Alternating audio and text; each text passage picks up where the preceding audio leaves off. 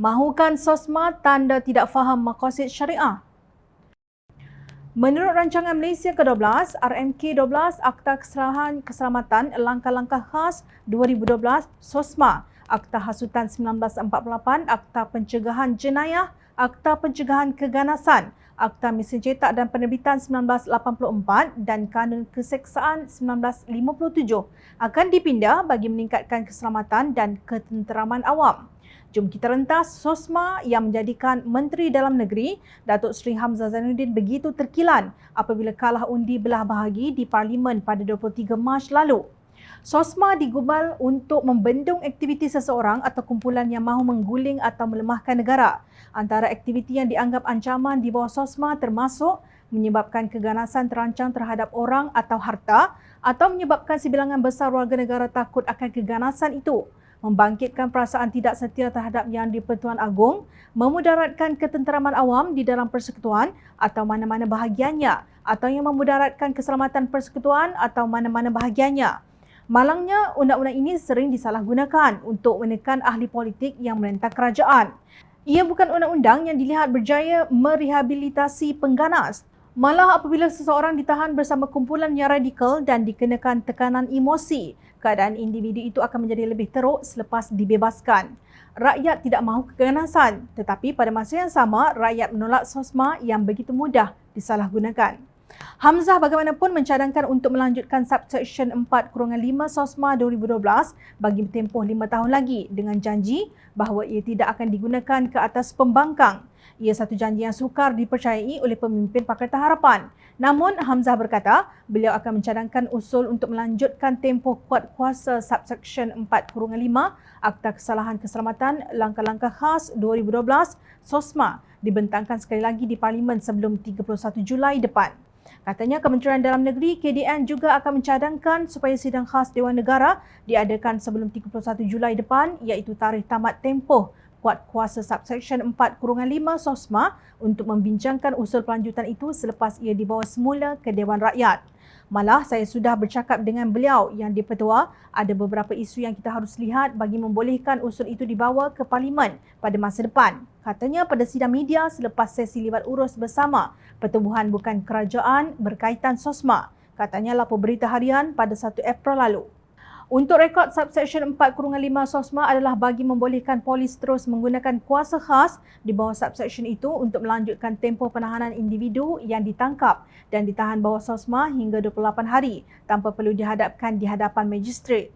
Hamzah berkata pelanjutan tempoh kuat kuasa subsection itu untuk memberi instrumen siasatan kepada Polis Diraja Malaysia PDRM terhadap tahanan mengikut SOSMA.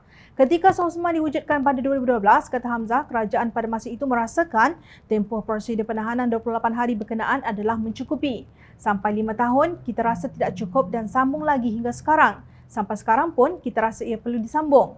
Ia tidak bermakna mencukupi 28 hari itu, selepas itu tidak ada lagi.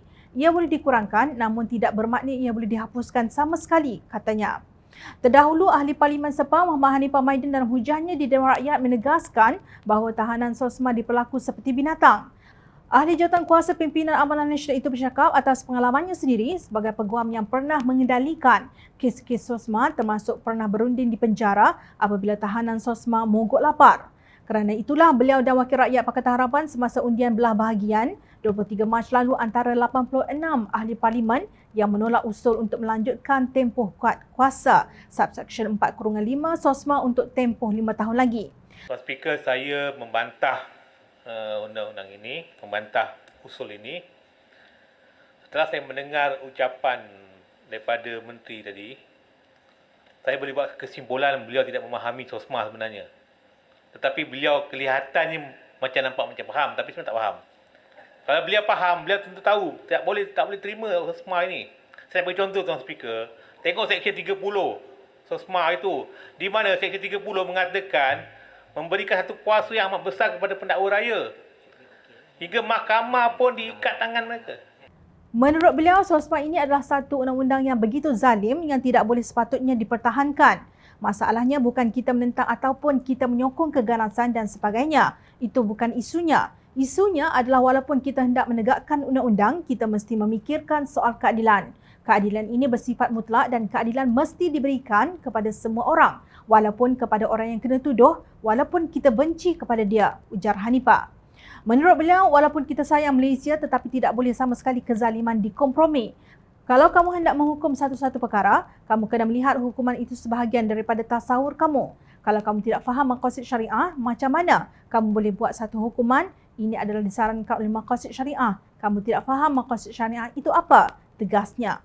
Sebanyak 10 NGO hadir dilaporkan memberi sokongan kepada KDN berkaitan keperluan kepentingan Subsection 4-5 SOSMA.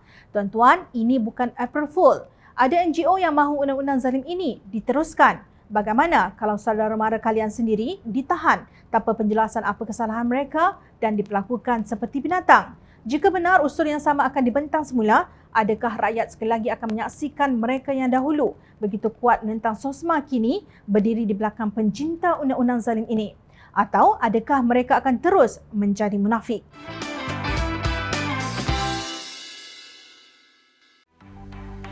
Mencari maklumat dan berita politik yang bebas, kupasan yang tepat, panas.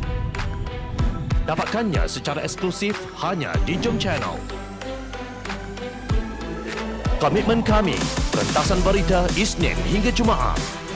Melalui cara dan isu semasa, kami garapkan secara langsung. Panel-panel berkaliber dan profesional.